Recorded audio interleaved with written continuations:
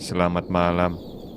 Malam ini saya akan membacakan kisah tentang seorang kaisar yang lebih senang merenung daripada memerintah.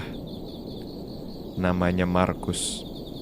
Ia memimpin kekaisaran Romawi, tapi dalam dirinya ia hanya ingin memimpin satu hal, hatinya sendiri. Sebelum kita mulai, aku ingin tahu jam berapa sekarang. Dari mana kalian mendengarkan cerita ini? Markus lahir dalam keheningan yang sederhana, tidak dalam istana, bukan pula di medan perang, tapi di rumah keluarga bangsawan yang lebih akrab dengan buku dan doa. Roma, tahun 121. Kota yang bising oleh kendaraan kereta dan pasar. Namun, di dalam rumah itu, seorang bayi laki-laki membuka mata. Ayahnya, Marcus Annius Verus, seorang senator yang terhormat, tak lama menemani hidupnya. Ia meninggal ketika Marcus masih kecil, terlalu dini untuk mengingat wajahnya, tapi cukup dalam untuk merasakan lubang di dalam hatinya. Ibunya, Lucilla, adalah sosok yang lembut dan tegas. Ia tak membesarkan anaknya dalam kelonggaran, melainkan dalam kesunyian dan ketekunan. Ia mengajarkan Markus untuk diam, bukan karena lemah, tapi karena dari diam lahir ketenangan yang paling dalam. Markus tumbuh kurus, tinggi, wajahnya tenang, tak pernah terlibat dalam permainan kasar seperti anak-anak bangsawan lainnya. Ia lebih suka duduk di pojok, membaca gulungan stoik, tak seperti anak-anak lain. Markus bermimpi untuk mengerti. Pada usia 7, ia sudah mempelajari ajaran Epictetus. Pada usia 9, ia menulis catatan harian yang tak ditunjukkan untuk siapa-siapa selain untuk dirinya sendiri.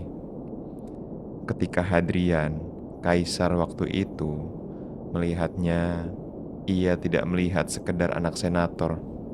Ia melihat ketenangan yang langka, akal yang jernih, dan hati yang tidak tergoda dunia.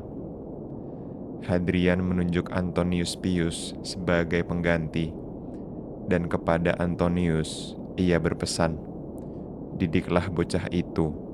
Suatu hari ia akan memimpin dunia." Tapi Markus tidak tahu ini. Ia hanya tahu bahwa mulai saat itu hidupnya berubah. Rumah menjadi lebih sunyi. Waktu bermain diganti pelajaran filsafat. Guru-guru datang dari segala penjuru. Orang-orang bijak yang tidak mengajarkan kekuasaan, melainkan pengendalian diri. Markus mendengarkan. Ia tidak membantah, tidak bertanya mengapa, tapi di dalam dirinya ada satu hal yang tumbuh pelan-pelan. Perasaan bahwa dunia ini terlalu gaduh untuk diatur, terlalu besar untuk dimiliki, dan terlalu fana untuk dikejar.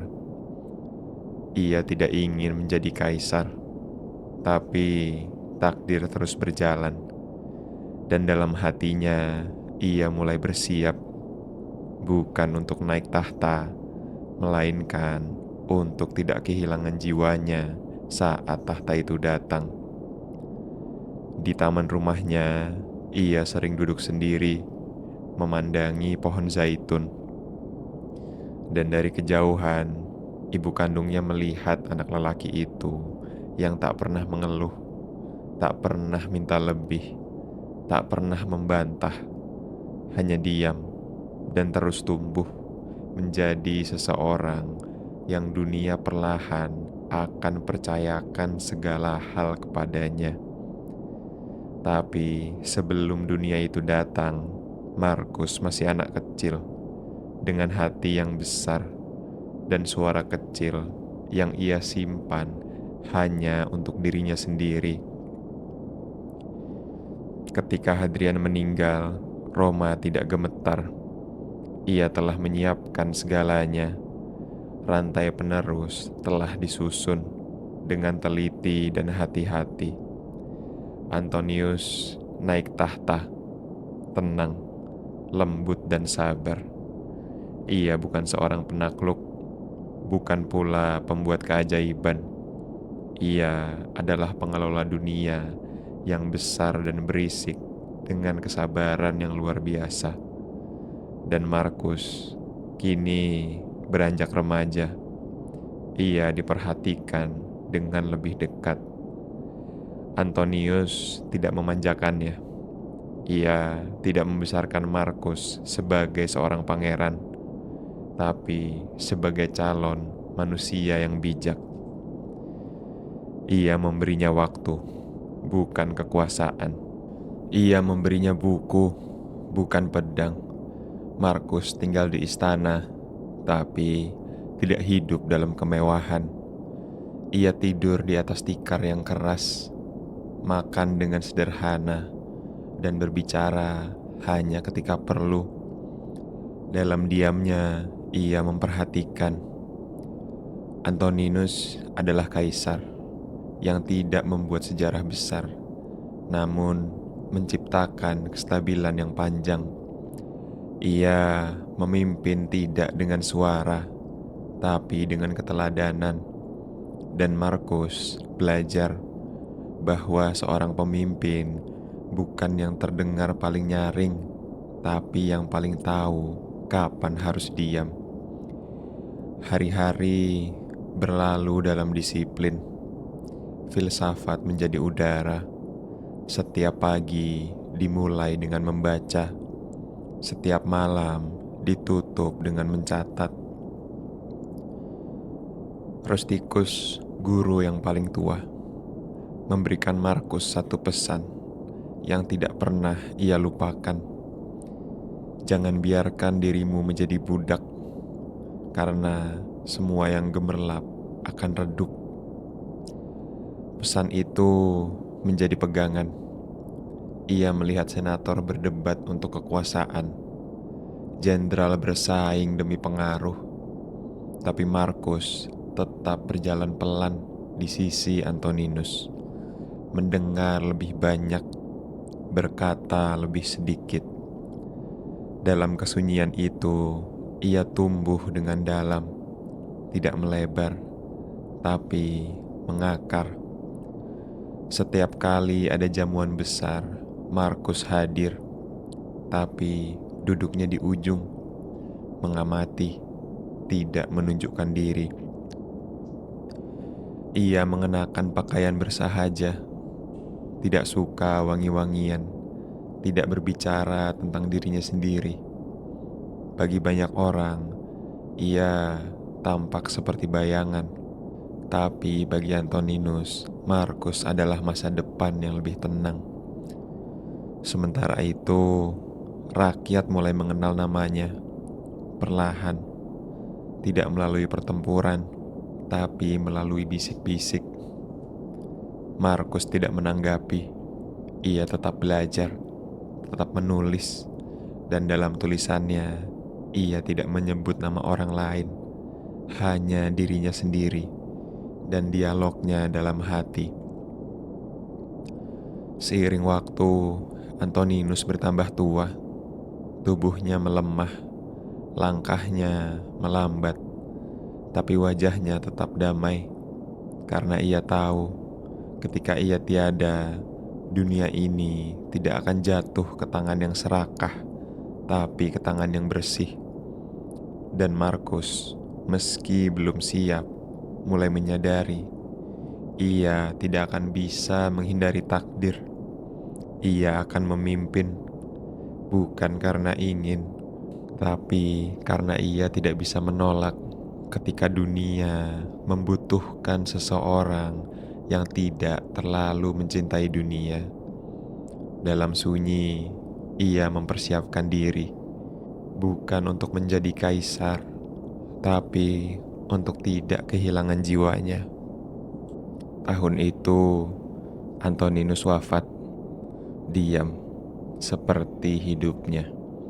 Tak ada darah, tak ada kudeta, hanya malam yang lebih tenang daripada biasanya, dan sebuah dunia yang menunggu tangan baru untuk menggenggam dunia. Markus menerima kabar itu dengan kepala tertunduk. Ia tidak menangis, tidak berbicara, hanya diam, seperti yang diajarkan Antoninus. Ia tahu hari ini akan datang. Ia telah disiapkan, tapi tak ada latihan yang cukup sempurna untuk menghapus getar kecil di dada seorang manusia yang tahu bahwa seluruh dunia akan bergantung pada keputusannya. Senat segera bersidang. Nama Markus diajukan tanpa suara lain yang menantang.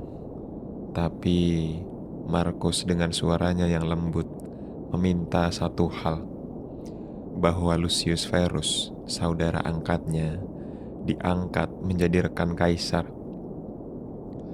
Itu bukan langkah politik, bukan untuk membagi kekuasaan, tapi untuk membagi beban. Karena Markus tahu menguasai dunia adalah pekerjaan yang terlalu berat bagi satu orang. Maka Roma untuk pertama kalinya dipimpin oleh dua kaisar, Markus dan Lucius, filsuf dan prajurit, tenang dan tegas. Rakyat menyambut, tapi bukan dengan pesta yang besar, karena Markus melarangnya. Tak ada parade, tak ada arak-arakan. Ia hanya berjalan ke istana, melewati jalan yang sama seperti biasanya, dengan langkah yang sama. Tahta datang, tapi tidak membawa kebahagiaan. Yang datang justru tanggung jawab, keputusan, dan hari-hari panjang yang tidak punya akhir. Markus mulai menulis lebih sering, bukan untuk orang lain, tapi untuk dirinya sendiri. Di antara rapat dan perang, di antara wabah dan pemberontakan, ia menulis catatan. Lucius lebih muda, lebih mencintai keramaian, lebih suka musik dan perempuan. Markus tidak mencela, ia hanya menerima, dan perlahan ia mengatur negara dengan langkah yang tidak mencolok. Ia mendengarkan keluhan rakyat, menandatangani keputusan, mempelajari laporan keuangan. Semuanya dilakukan tanpa marah, tanpa pamer, karena ia percaya tugas kaisar bukan untuk dikenal, tapi untuk menjaga, seperti akar yang tidak terlihat. Namun, semuanya tidak tenang. Wabah mulai menyebar, prajurit mulai goyah, dan Markus di balik tirai istana harus memutuskan banyak hal yang tidak pernah ia inginkan.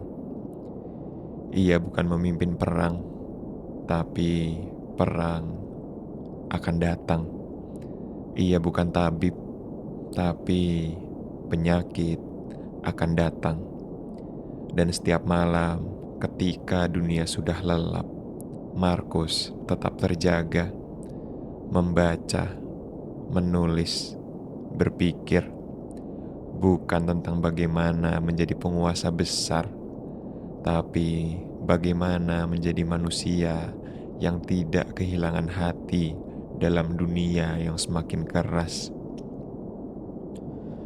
Tahta itu tidak dirayakan, tapi dijalani hari demi hari dengan sepi, dengan doa, dengan pena. Karena bagi Markus, kekuasaan hanyalah alat dan alat harus digunakan. Dua kaisar duduk di satu dunia. Satu bernama Markus yang diam-diam memikul beban. Satu lagi Lucius yang lebih senang menikmati dunia daripada mengatur isinya. Lucius suka musik, pesta, teater, keramaian. Ia memimpin dengan suara. Markus memimpin dengan pikiran. Tapi Markus tidak mencela. Ia tidak mengeluh, meski tanggung jawabnya lebih sering jatuh pada pundaknya sendiri. Ia hanya mengingat kata gurunya dulu. Yang lebih berat bukan beban di punggung, tapi pikiran yang enggan menerimanya. Dan Markus menerima. Ketika pasukan di timur mulai resah, Lucius dikirim untuk memimpin. Markus tetap di Roma, mengatur segala yang ditinggalkan, menjaga kestabilan yang mudah retak. Wabah mulai menyebar dari pasukan, penyakit yang tak bisa dilawan dengan pedang.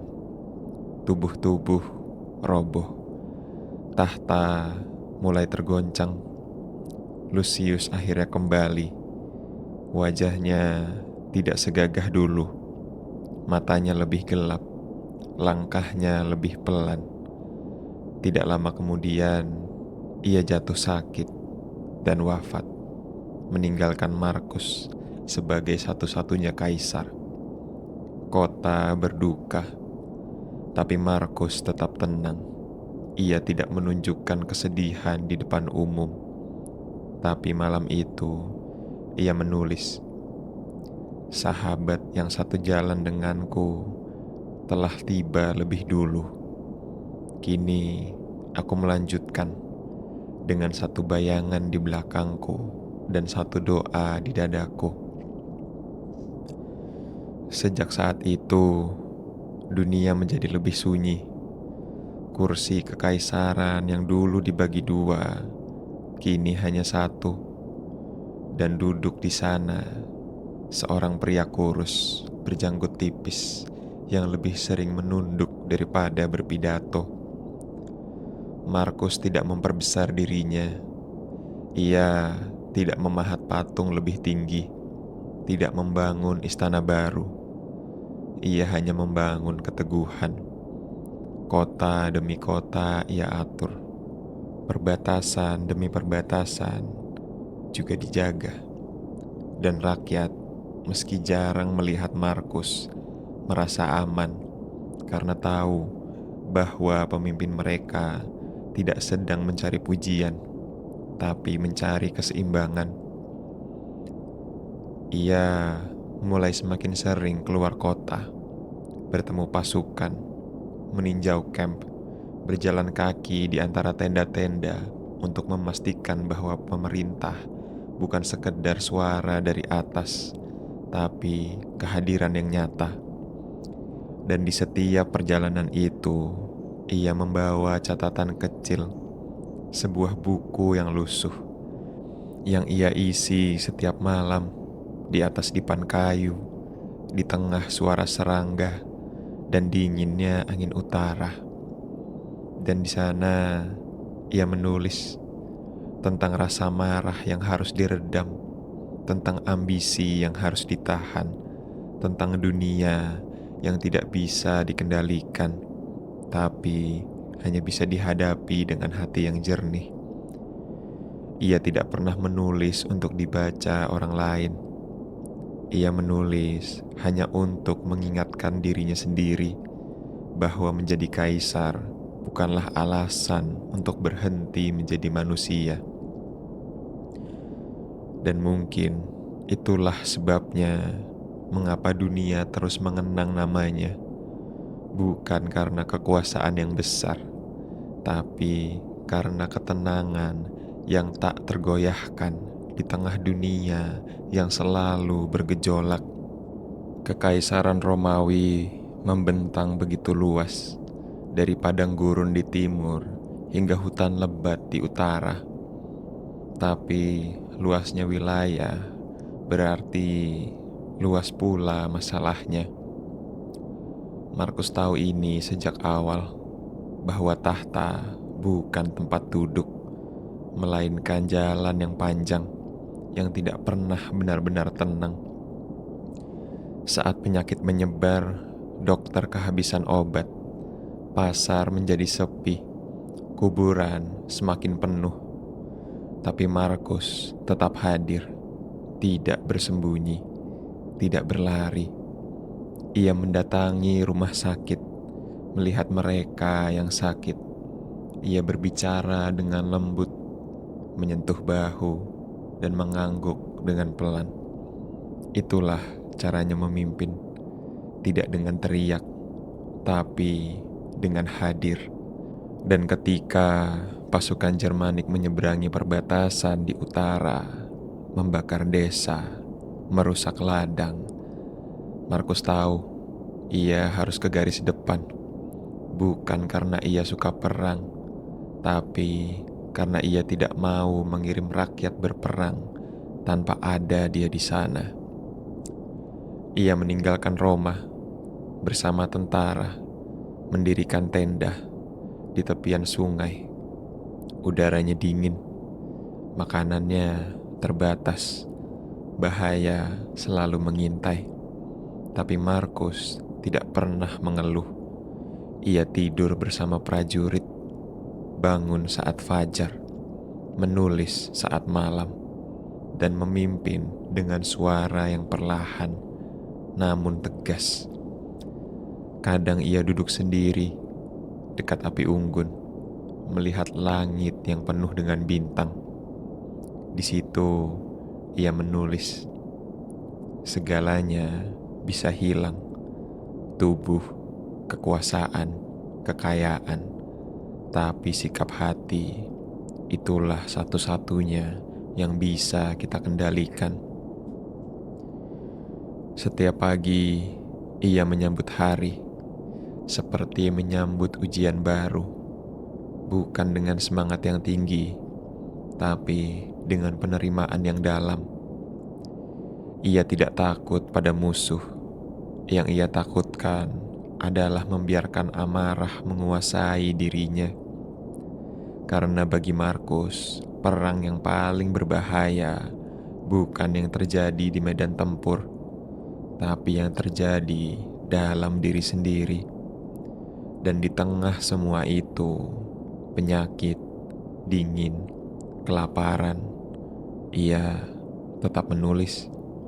Catatan yang singkat, padat, tapi dalam. Para jenderal mulai memperhatikannya, bukan hanya sebagai kaisar, tapi sebagai manusia yang benar-benar hadir untuk memahami dunia. Ia mendengarkan keluhan mereka, menyampaikan keputusan dengan kepala yang dingin. Tidak semuanya senang, tidak semuanya mendukung, tapi tidak ada yang meragukan ketulusannya. Ia tidak mengangkat suaranya, tidak menuntut kesetiaan. Ia hanya menunjukkan melalui tindakan apa artinya bertanggung jawab. Dan ketika malam tiba, ketika suara pertempuran mereda, ia kembali ke buku kecilnya dan kembali menulis.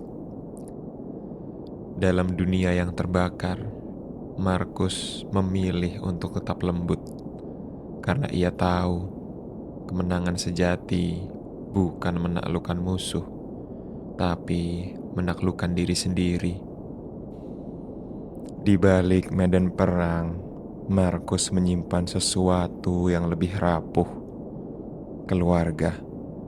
Bukan karena ia lemah, tapi karena hati seorang ayah tak bisa dilatih seperti seorang prajurit. Faustina adalah istrinya, perempuan bangsawan yang setia. Ia tidak selalu sependapat dengan Markus, tapi ia berjalan di sampingnya melalui tahun-tahun yang tidak mudah.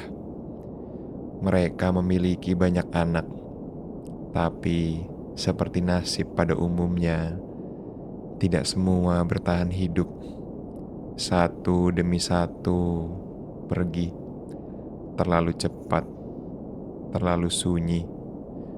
Markus menguburkan anak-anaknya dengan tangannya sendiri, diam-diam yang tak bisa dijelaskan. Ia tidak menangis di tempat umum, tidak menulis tentang kehilangan itu dengan kata-kata panjang. Ia hanya membuat catatan pendek yang ia tulis setelah kematian anak ketiganya. Segala sesuatu yang lahir telah diberi janji untuk pergi. Yang bisa kita lakukan hanyalah mencintai selama masih sempat. Tinggallah Commodus, anak lelakinya yang hidup dan tumbuh dengan cepat, gagah, kuat, tapi tidak mewarisi ketenangan ayahnya. Commodus suka dengan sorotan, suka kekuasaan, suka mendengar dirinya dipuji. Markus mencoba membimbingnya, membawanya dalam perjalanan, memperkenalkannya pada filsafat, pada para guru, pada kehidupan yang bersahaja. Tapi Commodus tidak tertarik. Ia ingin singgasana. Ia ingin hormat yang keras, bukan penghargaan yang dalam. Markus melihat itu dengan hati yang resah, bukan karena Commodus durhaka, tapi karena ia tahu dunia akan lebih sulit di tangan yang tidak bisa menguasai dirinya. Faustina berdiri di antara mereka, kadang menjembatani, kadang justru memperkuat keinginan sang anak. Keluarga seperti negara, tak selalu bisa diatur dengan hukum. Ada luka yang hanya bisa diterima, bukan disembuhkan. Markus mencintai mereka semua, tanpa syarat, tanpa pamrih. Dan setiap kali malam tiba, di tenda atau di istana, ia menulis satu kalimat: "Jika aku gagal sebagai ayah, biarlah itu karena aku terlalu lembut, bukan karena aku menyerah." Ia tidak menyalahkan anaknya, tidak membenci istrinya. Ia hanya berusaha melindungi nilai-nilai yang ia anggap suci: keteguhan hati, kesederhanaan, dan kebijaksanaan yang tidak gaduh. Mereka makan bersama, bercengkrama, tapi selalu ada jarak yang tidak bisa dijembatani dengan kata-kata.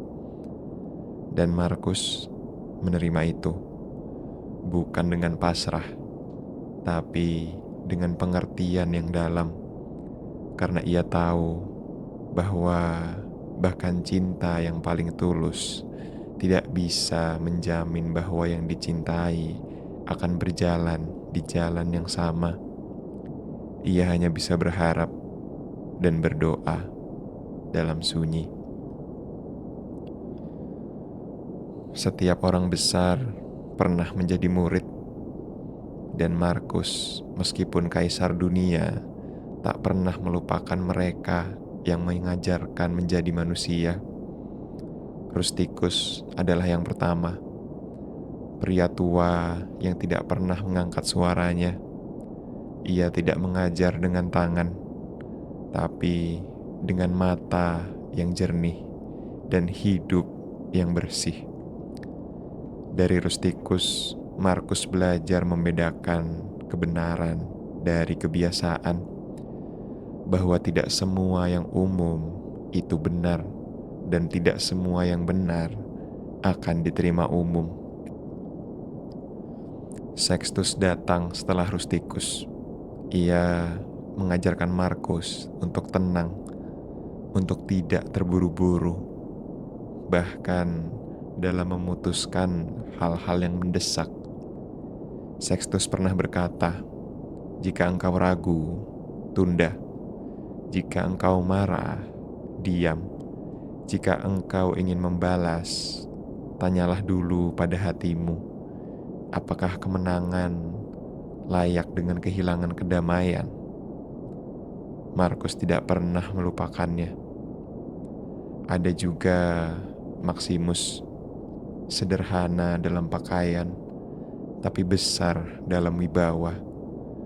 Ia berjalan perlahan, bicara seperlunya, dan bekerja dalam senyap. Dari Maximus, Markus belajar bahwa ketegasan tidak selalu berarti dengan suara yang keras. Kadang justru keheningan. Mereka semua tak lagi hadir secara fisik. Sebagian telah meninggal, sebagian kembali ke kota asalnya. Tapi di kepala Markus, suara mereka tetap ada, menyala seperti obor. Dan ketika ia sendiri, ketika keputusan terasa berat, Markus sering menutup matanya, membayangkan duduk di antara mereka, mendengarkan, bertanya, belajar.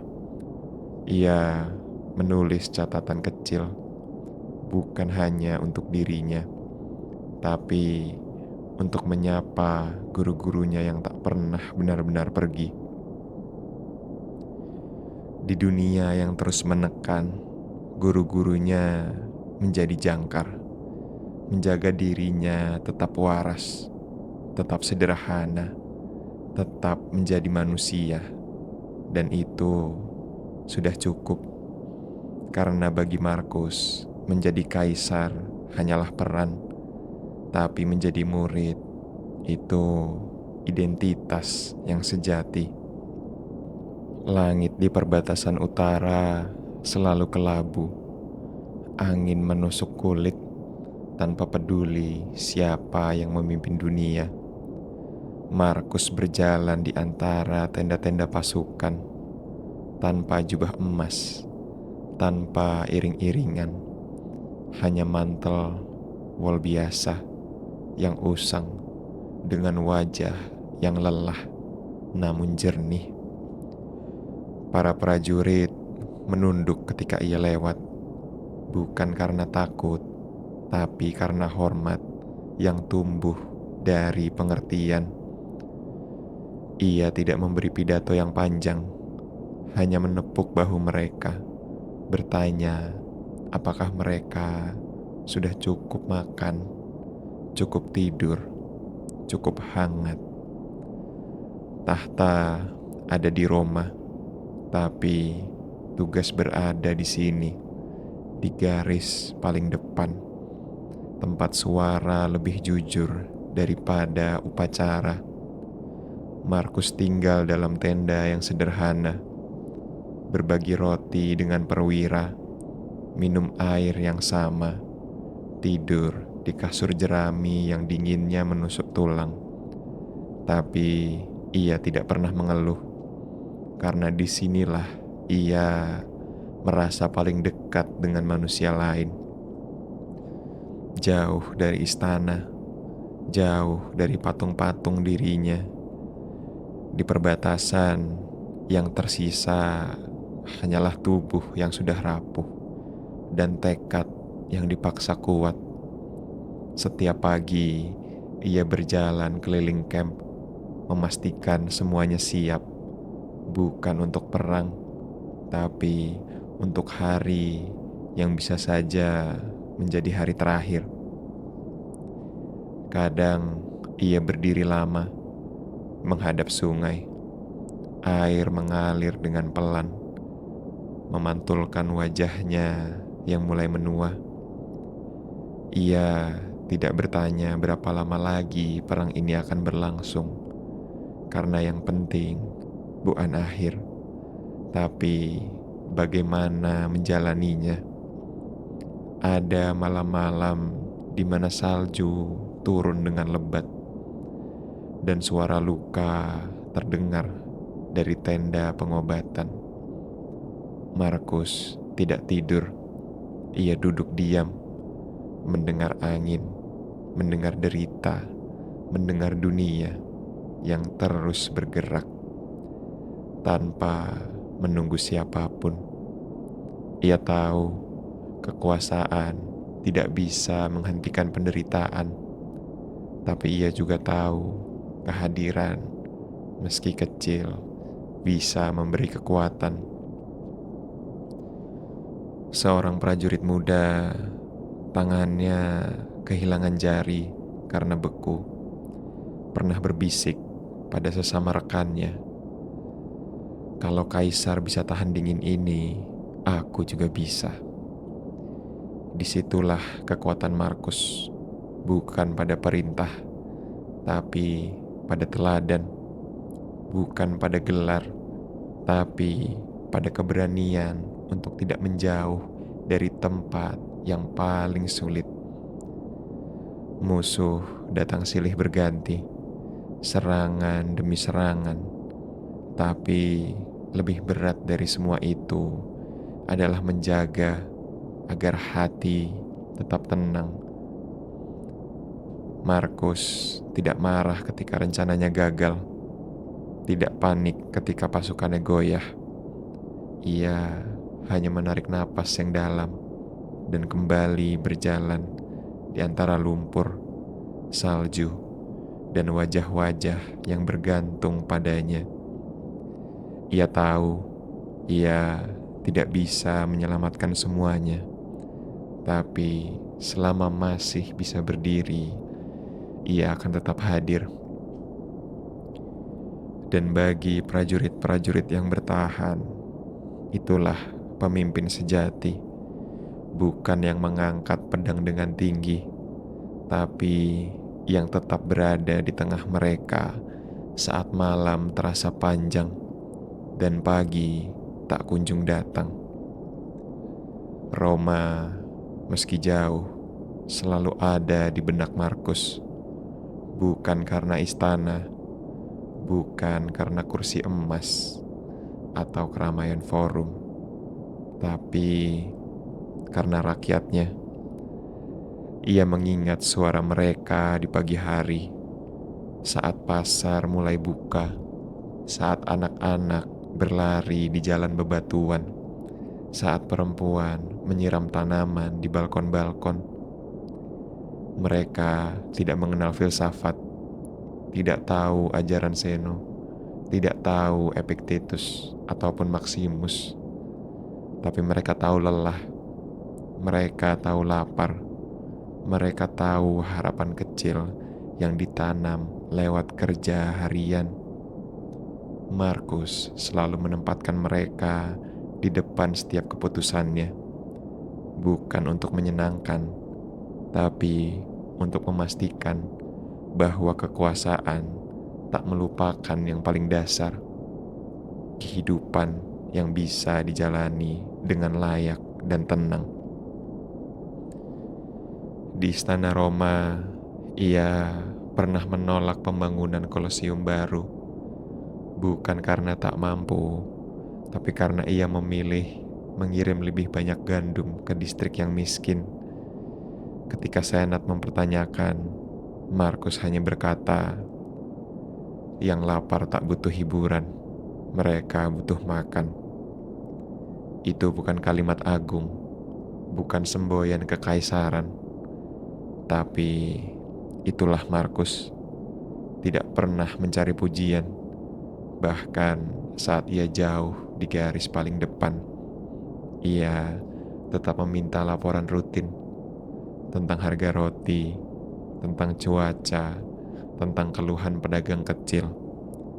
Ia tahu kekuasaan bisa membuat lupa, tapi ia tidak ingin lupa Karena jika Roma terbakar, bukan patung yang akan menangis, tapi mereka yang setiap hari berjuang sekedar untuk bertahan. Ia menulis perintah tanpa bahasa yang tinggi. Ia mengirim perwakilan yang menginjak tanah, bukan hanya pembaca peta. Dan ketika kabar duka datang tentang rumah-rumah yang rubuh, tentang wabah yang kembali menyebar, Markus berhenti sejenak, bukan karena ragu, tapi karena ia mengerti bahwa menjadi kaisar berarti membagi luka yang bahkan tidak tampak di medan perang. Ia pernah duduk di luar tendanya, sendirian, memandangi bintang. Di tengah dingin yang membeku, ia teringat wajah-wajah yang dulu dilihatnya dari jendela kereta saat melintasi jalan-jalan Roma. Orang-orang biasa yang tak mengenalnya secara pribadi, tapi yang setiap hari menaruh harapan. Markus tidak ingin mengkhianati mereka. Ia tahu ia tidak sempurna, tapi ia bisa berusaha. Karena itulah ia terus bertahan, bukan karena ambisi, bukan karena gelar, tapi karena hati yang tidak bisa tenang kalau ada rakyatnya yang menderita. Musuh di utara tak henti datang. Mereka datang dengan wajah baru, senjata baru, strategi yang tidak terduga. Bukan kekaisaran lain, tapi suku-suku liar yang tak takut mati. Markus memandang petanya. Tanda-tanda merah mengitari wilayah perbatasan. Wilayah yang dulu aman, kini berubah menjadi zona abu-abu. Ia tidak terkejut, karena dunia selalu berubah, dan mereka yang tidak siap akan terseret oleh arusnya.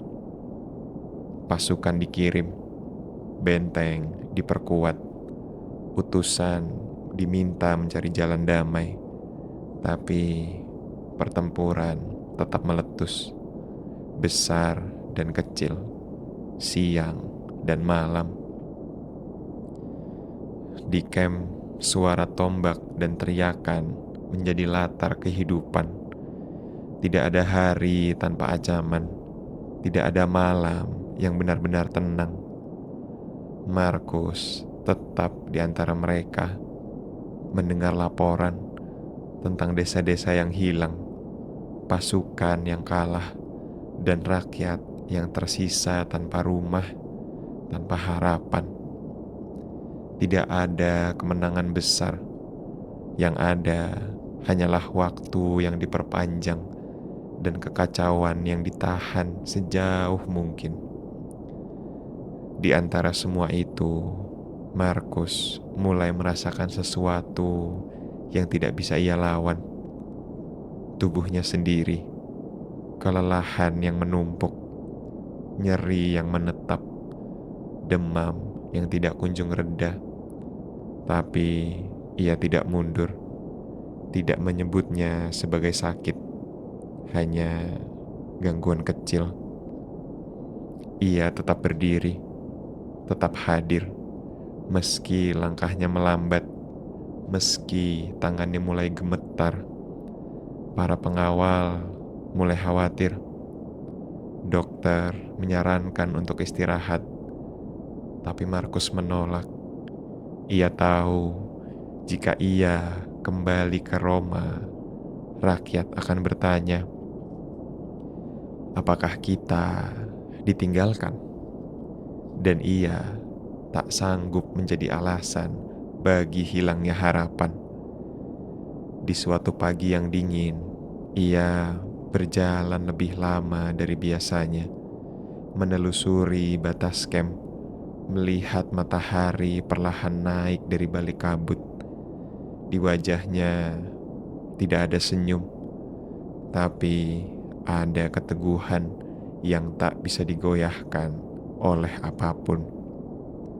Ia tahu ini bukan perang yang bisa dimenangkan, bukan karena lemah, tapi karena musuhnya tidak pernah habis. Bahkan jika satu suku tunduk, esok akan muncul lagi. Tapi Markus tidak berperang untuk menang. Ia berperang agar yang lain punya waktu untuk bernapas, agar Roma bisa bersiap, agar rakyat bisa hidup sehari lebih lama dalam damai. Dan itu cukup baginya, itu sudah cukup. Hari-hari semakin dingin, langit lebih sering kelabu daripada biru. Salju menumpuk di atap tenda, dan api unggun menjadi satu-satunya penghibur malam. Markus tetap berjalan setiap pagi, meski langkahnya tak sekuat dulu lagi. Kepalanya sering pening, pinggangnya kaku, namun ia tetap hadir di barisan paling depan ketika prajurit berkumpul. Ia tidak menyampaikan pidato, ia hanya berdiri, dan itu cukup karena keteguhan itu lebih keras dari ribuan kata.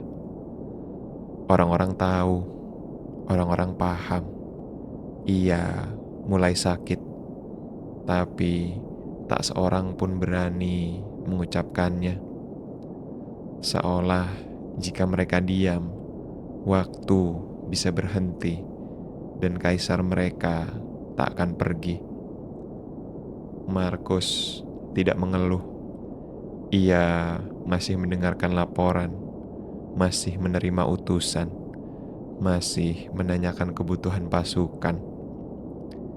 Ketika malam tiba, ia duduk di luar tenda, memandang langit, menikmati sunyi seperti teman lama yang tidak pernah berubah. Ada suara tawa dari kejauhan, prajurit muda yang baru saja kembali dari patroli. Markus tersenyum kecil. Tidak semua harus menderita. Dan ia senang masih ada yang bisa tertawa di dunia ini. Ia berpikir tentang Roma, tentang anaknya, Commodus, tentang masa depan yang perlahan menjauh dari tangan Markus. Commodus telah ditunjuk sebagai penerus.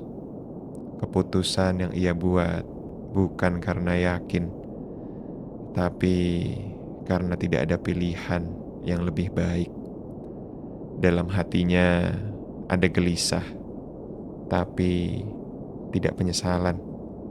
Ia tahu, seperti hujan yang tak bisa ditolak, waktu harus diterima tanpa keluhan.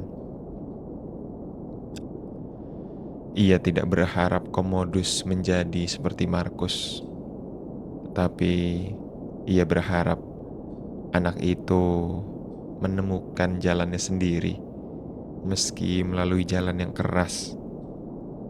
Malam itu angin lebih dingin. Seorang pengawal membawakan selimut. Markus menerimanya, tapi ia tetap duduk. Ia mengangkat wajah ke langit. Bintang-bintang berkelap-kelip.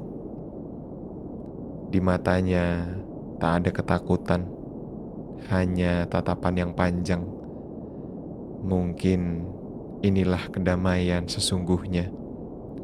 Bukan bebas dari masalah, tapi bebas dari dorongan.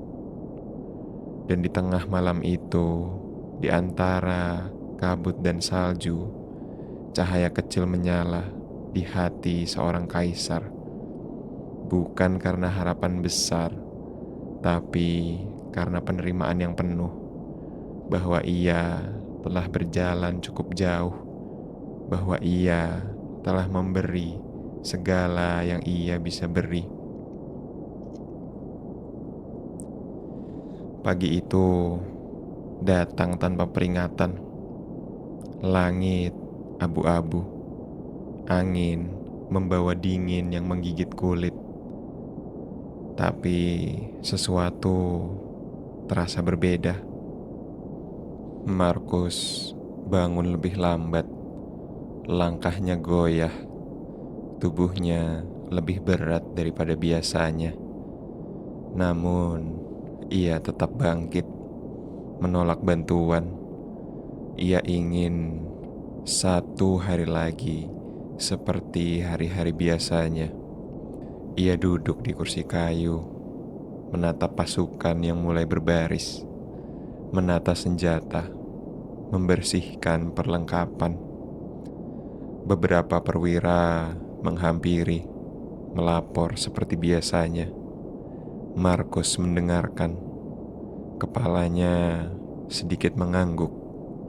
Matanya lembut, tak seperti mata orang sakit, tapi seperti mata orang yang sudah cukup melihat begitu banyak. Para pengawal menjauh, memberinya ruang.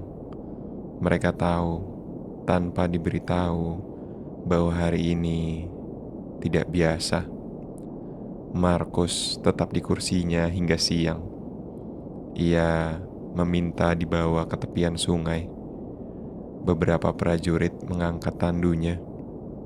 Langkah mereka pelan, penuh dengan hormat. Tak ada upacara, tak ada tabuh genderang. Di tepi air, Markus memandang aliran sungai, pelan dan jernih, membawa dedaunan kecil menuju tempat yang tak terlihat. Ia diam, memandang tanpa berpikir, atau mungkin justru berpikir begitu dalam hingga tak satupun kata yang bisa ia ucap. Beberapa saat kemudian, ia menoleh ke arah pengawalnya, tersenyum kecil, isyarat yang cukup. Ia ingin kembali ke tenda. Sore menjelang malam, Markus berbaring. Tidak ada perintah terakhir, tidak ada pesan. Ia tidak percaya pada drama di ujung hidup. Tubuhnya tenang, napasnya pelan, seperti orang yang akhirnya melepaskan beban. Di luar, pasukan menjaga jarak. Beberapa menunduk, sebagian hanya berdiri, memeluk mantel, berusaha tidak menangis. Ketika malam benar-benar tiba, langit menjadi jernih. Bintang-bintang turun satu persatu. Dan Markus tidak lagi berbicara, tidak lagi membuka mata. Tak ada teriakan, tak ada tangisan, hanya sunyi. Dan dalam sunyi itu, seorang kaisar yang pernah memegang dunia mengakhiri jalannya. Keesokan paginya, kamp pasukan tidak seperti biasanya. Langkah-langkah lebih pelan, suara lebih rendah, dan di antara tenda-tenda, udara membawa sesuatu yang tidak terlihat. Kehilangan. Markus telah tiada, tapi tak seorang pun berani berkata begitu dengan suara yang bulat. Seolah-olah dengan diam, mereka menunda kenyataan. Tubuhnya dibaringkan dalam ruang yang kecil, dijaga oleh 2 pengawal.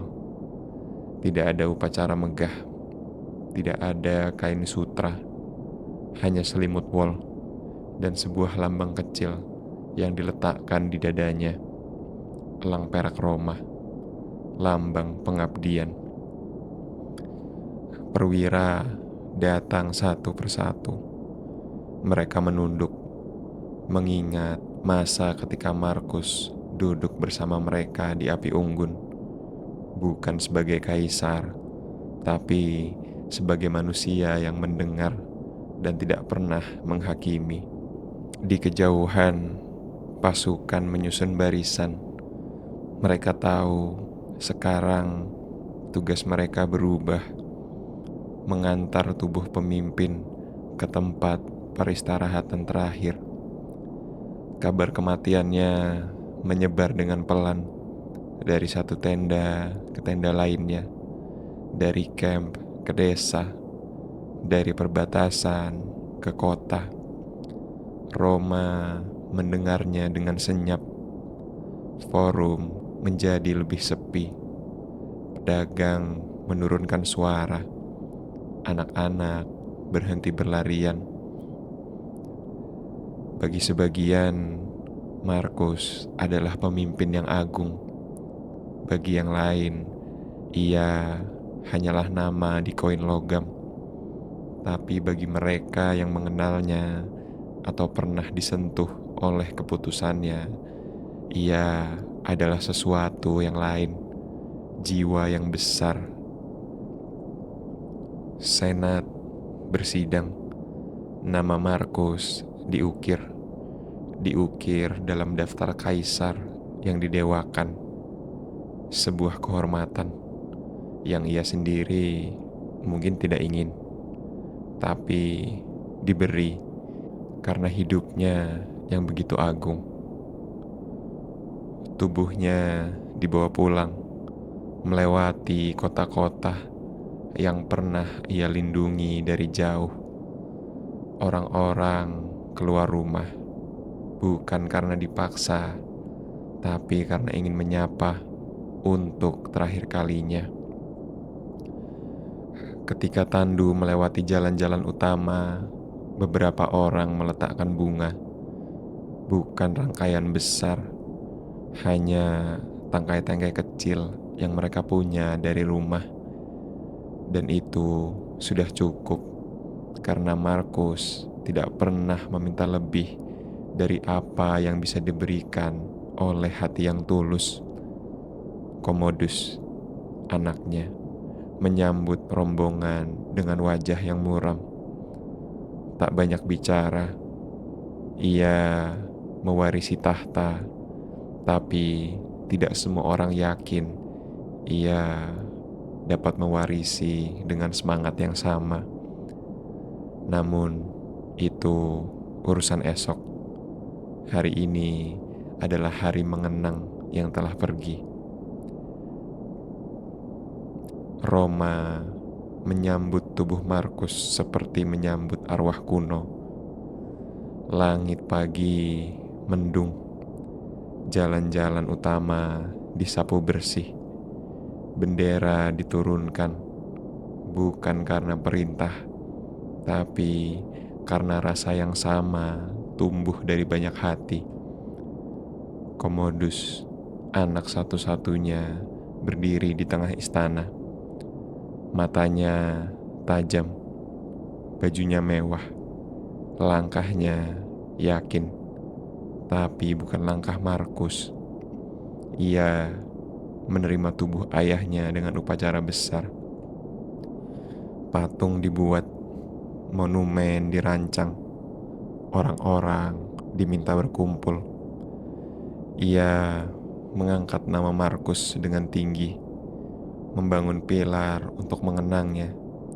Tapi para senator, para jenderal, dan rakyat kecil menyadari sesuatu.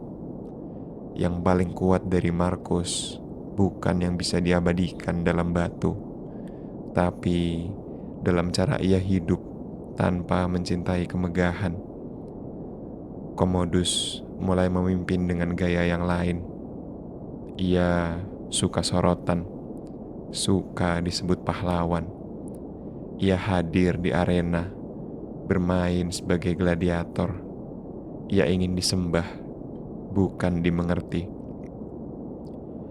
Para penasehat tua yang dulu bekerja bersama Markus Diam-diam mundur, beberapa hilang, beberapa dipaksa untuk diam.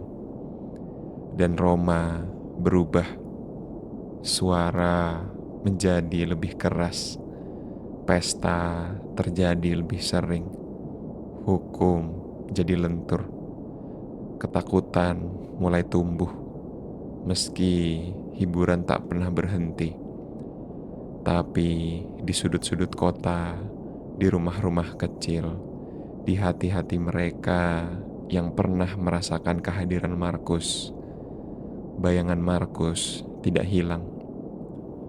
Mereka masih ingat cara ia lewat tanpa pengawal, cara ia mendengarkan orang tua yang mengeluh harga gandum, cara ia diam saat difitnah dan tetap memberi keputusan yang adil.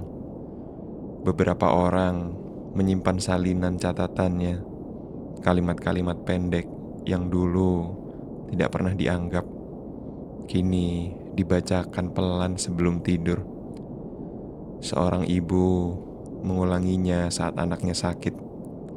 Seorang pedagang menulisnya di belakang pintu. Seorang tentara membawanya dalam kantung kulit bersama uang dan medali. Di tengah dunia yang gaduh, kata-kata Markus menjadi jangkar bagi mereka yang masih ingin percaya pada kehidupan yang tenang dan jujur. Dan itu menjadi warisan yang tak bisa dibakar, tak bisa dirampas, tak bisa hilang. Karena kekuasaan akan berpindah tangan, monumen akan runtuh, patung akan pudar, tapi jiwa yang jernih yang telah menyentuh hati banyak orang akan tinggal lama melebihi umur tubuhnya.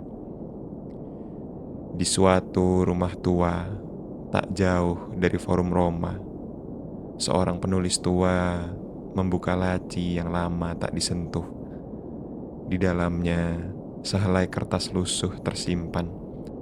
Tulisannya halus. Surat itu ditunjukkan untuk Commodus, tapi tak pernah dikirim. Markus menulisnya di hari-hari terakhirnya di perbatasan utara. Ia tahu hidupnya akan berakhir, dan ia tahu ia tak bisa mendidik anaknya lebih lama. Maka ia menulis dengan harapan kata-kata bisa menggantikan kehadirannya. Surat itu sederhana, tanpa perintah, tanpa syarat, hanya pengingat dan cinta yang tak ditampilkan dalam pelukan ataupun pujian. Isinya lebih banyak tentang hidup daripada tentang kekuasaan, tentang menahan diri saat marah, tentang mendengarkan sebelum memutuskan, tentang memilih jujur meski itu jalan yang sepi. Anakku, tulis Markus, jika suatu hari kau merasa bahwa dunia terlalu sulit untuk diatur, ingatlah, dunia memang bukan untuk dikendalikan, melainkan untuk dihadapi dengan hati yang kuat dan kepala yang dingin. Surat itu tidak sampai karena Markus tahu Commodus belum siap membacanya, atau mungkin karena ia sendiri belum siap melepaskan harapan. Dan kini, bertahun-tahun setelah Markus tiada, kertas itu dibaca oleh orang lain, bukan oleh anaknya, tapi seorang penulis yang sedang menyusun sejarah tentang masa pemerintahan Markus. Ia membaca surat itu berulang kali. Setiap kalimat mengandung luka kecil dan cinta yang tak terbalas. Ia menyalinnya, menjaga agar isinya tidak hilang, dan diam-diam mulai menyisipkan kalimat-kalimat Markus dalam tulisannya, bukan sebagai kutipan, tapi sebagai roh yang menghidupkan narasi tentang kaisar terakhir. Surat itu menjadi simbol bagi mereka yang ingin percaya bahwa dalam kekuasaan mungkin ada kelembutan, bahwa dalam dunia yang bising mungkin masih ada suara tenang yang tidak menyerah pada kemarahan. Dan bagi para pembaca di masa depan, surat itu adalah jendela menuju hati seorang pria yang tidak butuh pengakuan, namun selalu hadir untuk menjaga. Di tengah kota Roma, sebuah patung berdiri tegak, terbuat dari perunggu tua, menampilkan sosok pria di atas kuda, tanpa pedang, tanpa perisai, hanya tangan kanan yang terbuka, seperti sedang menyapa. Itulah patung Marcus Aurelius, satu-satunya patung kaisar kuno yang selamat dari kehancuran waktu dan amarah penguasa sesudahnya. Orang-orang lewat di bawahnya setiap hari. Beberapa berhenti, beberapa tidak memperhatikan. Tapi bagi yang mengerti sejarah, patung itu menyimpan tanya yang belum dijawab hingga hari ini. Bagaimana mungkin seorang kaisar memimpin dunia tanpa kehilangan jiwanya? Markus tidak memimpin lewat rasa takut. Ia tidak membangun kerajaannya dengan paksaan ataupun siasat. Ia membentuknya lewat teladan, kesabaran, dan keteguhan yang tidak bersuara. Dan patung itu tanpa ukiran nama yang besar, hanya berdiri dengan tenang, seperti Markus saat Markus masih hidup. Anak-anak kadang bermain di bawahnya, pedagang menggantung kain di sisinya, burung bertengger di bahunya. Semua seperti biasa. Namun di malam hari, ketika forum sepi dan suara kota mengecil, patung itu terlihat seperti berbicara dengan diam, mengingatkan bahwa kekuasaan tidak harus keras, bahwa keberanian tidak selalu berarti menyerang, bahwa pemimpin sejati adalah mereka yang telah lembut meski dikelilingi oleh kekacauan. Beberapa filsuf muda datang untuk merenung di bawah patung itu. Mereka membawa buku kecil, membaca kalimat-kalimat Markus yang ditulis dahulu kala. Bukan tentang dunia, bukan untuk dunia, tapi untuk dirinya sendiri. Dan mereka bertanya, bisakah zaman ini memiliki Markus baru? Pertanyaan itu mengendap, tak ada jawaban. Tapi mungkin itu bukan soal siapa yang akan datang, melainkan siapa yang bersedia hidup dengan prinsip yang sama. Patung itu tidak bisa menjawab. Ia hanya berdiri, melewati badai, melewati rezim yang berubah, melewati abad-abad yang penuh dengan keraguan dan kebisingan. Dan tetap di atas kuda itu, Markus mengulurkan tangan, bukan untuk memerintah, tapi untuk mengingatkan.